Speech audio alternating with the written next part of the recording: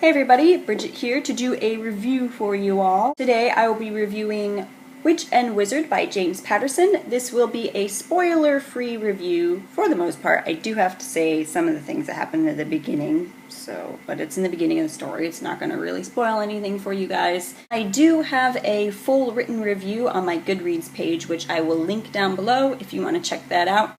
So anyways, let's get straight into this book. This story centers around two main characters, Wisteria and Whitford Allgood. It starts off with them being suddenly woken up by soldiers from the new totalitarian government called the New Order, led by somebody simply known as the One Who Is the One. They are arrested under the accusation of being accused of witchcraft and wizardry. The children, of course, are very, very confused, don't know what's going on. Before they can do anything, they are arrested and sent to prison where they go under a judge and get sentenced to be executed. While waiting for their execution, they actually discover that they actually do have hidden powers and use these powers to escape the prison with the help of a few outlawed children as well.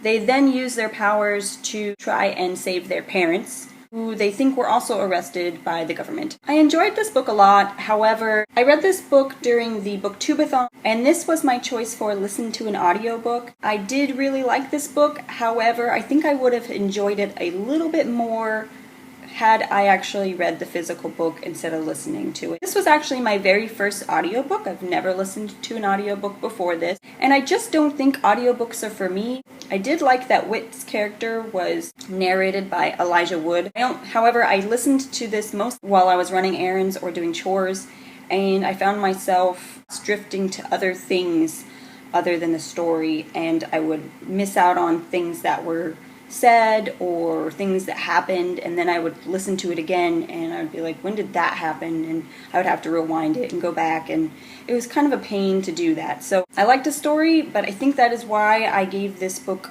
3 out of 5 stars on Goodreads. I'm thinking of rereading this, the actual physical copy, and maybe I'll give it a 4 stars if I like it more that way. Let me just go over the positive and negative things that I liked about this book. Positives of this book is it was very, very action-packed. Right in the very beginning, they get arrested and are whisked to prison, and they don't know what's going on at first, and it's just very, very fast-paced. I like books that have something continuously happening. That way it keeps me intrigued in the storyline, and I don't get bored with the pacing of the book. I also really liked the two main characters. My favorite by far was definitely Wisteria. She was very witty, had that kind of sarcastic humor, even during times where she was really, really afraid. She still kept up that humor, which I liked. And then Whit was like the older protective brother that was always trying to keep an eye out for her. There were so many twists and turns in this story. It was constantly keeping you on your toes. That's what I really liked about this book.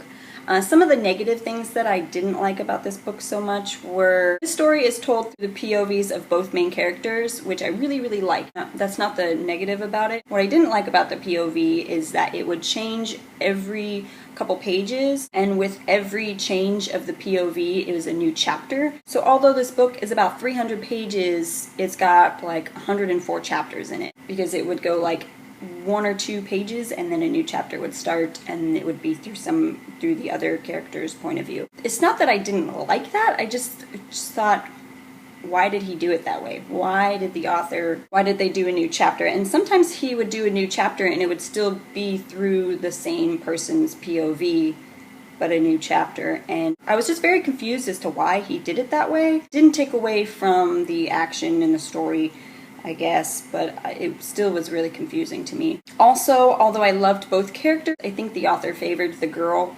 He gave Wisty a lot more powers than Whit, and I didn't think that was very fair. They were both supposed to be like these all-powerful wizards, and yet she could do things like catch herself on fire or turn somebody into a weasel, and he just could go through walls, and he didn't have that many powers. And I know that the story's going to continue and maybe he'll gain more powers, but at the moment, like, she just seems way more badass than him, and I just didn't think that was very fair. And then also, that guy, the lead, the One Who Is the One, although witchcraft has been banned by this government, he seems to be a wizard himself, and a very, very powerful one at that, and yet everybody who's under his new regime doesn't seem to care that he's a wizard. So all in all, I really, really enjoyed this story. Again, the pacing was really, really good. Very action-packed, epic story. I am going to pick up the second one, not sure when, but I probably am just going to pick up the book and not the audiobook again. But if you like audiobooks, go listen to it, because I thought it was interesting that Elijah Wood played the guy. Another thing, actually, is that Whit is like 6 foot something. He's on the football team and he's very bulky, but every time I kept listening to Elijah Wood do this, I just kept thinking about how short and not muscular he is. So I just found that really, really fun. I just kept picturing him as a hobbit instead of as a big muscular football player. So definitely just going to read the physical book for the next one. Again, 3 out of 5 stars. If you have any comments about this book, please leave them down below, and I will see you guys next time. Bye.